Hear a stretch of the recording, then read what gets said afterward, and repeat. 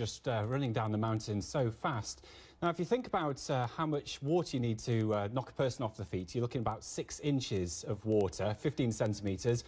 To wash your car away, 2 foot, so about 60 centimetres. But because this, well, it wasn't water coming down the mountains, it was mud, almost like a thick cement just rolling down the mountain. So in other words, it had so much more power to lift the debris and cause all that devastation as it slammed into things. And we saw that. I mean, it just lifted houses. We've seen, you've had to look twice at some of the pictures to actually recognise that they're vehicles, they were cars, but they're so tangled. I mean, the sheer force of this thing. That's right, and they had quite a lot of rain that caused this in a short space of time. So they had about 25 millimetres, about an inch. This could have been a lot worse. You know, in California, they get their rains between December and March. So that's when 80% of the rainfall falls. And we're talking about an inch. That, in the grand scheme of things, is not a huge amount. This could have been a lot worse. But I suppose one of the points to make from that is, well, this is only just getting into the wet season. You know, there's talk about this being the first rain for 10 months. That's not desperately unusual. But the wet season goes through to March, the wettest month in February, so we could have more of the same ahead, actually. Well, that's ahead. Let's just try to work out why the impact has been so bad. What has led up to actually what we have seen there on the ground overnight? Well, one of the biggest factors, we've talked about the intensity of the rain, which, you know, is quite heavy, but the other big factor is this ground has left scarred from the wildfires. So it's been stripped of all its vegetation, and it's the vegetation that holds the soil together, if you like.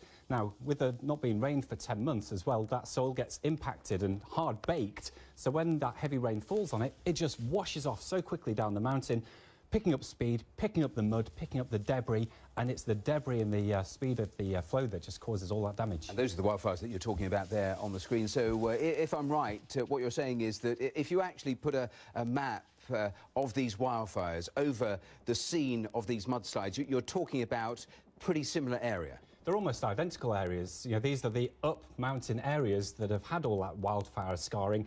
That was just the part of this weather system that we had an accelerating jet stream, a pool of cold air in the upper atmosphere.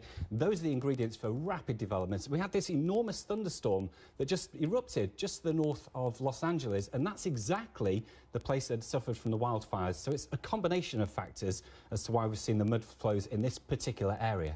You talked about February and the weeks ahead. It's interesting because California's governor has been saying actually the state is now facing a new reality when you talk about climate change, when you talk about the dangers of wildfires in the future.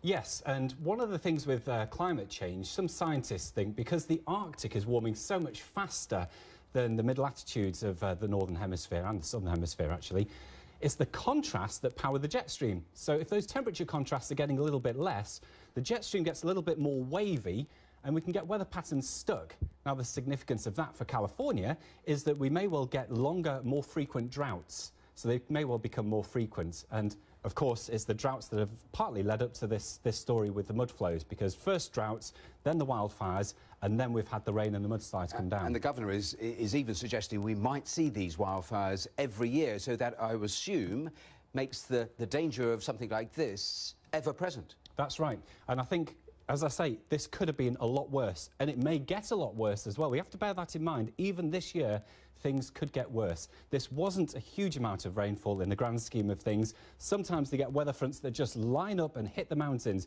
If that were to happen in this kind of area where they've had these wildfires, we could have been looking at something way, way more damaging than we've seen, as bad as the damage has been. Well, that's extremely concerning, given what we have seen. Chris Fawkes, thanks for taking us through all of that. Thanks so much for your time. Well, still to come on today's programme, the French actress Catherine Deneuve says men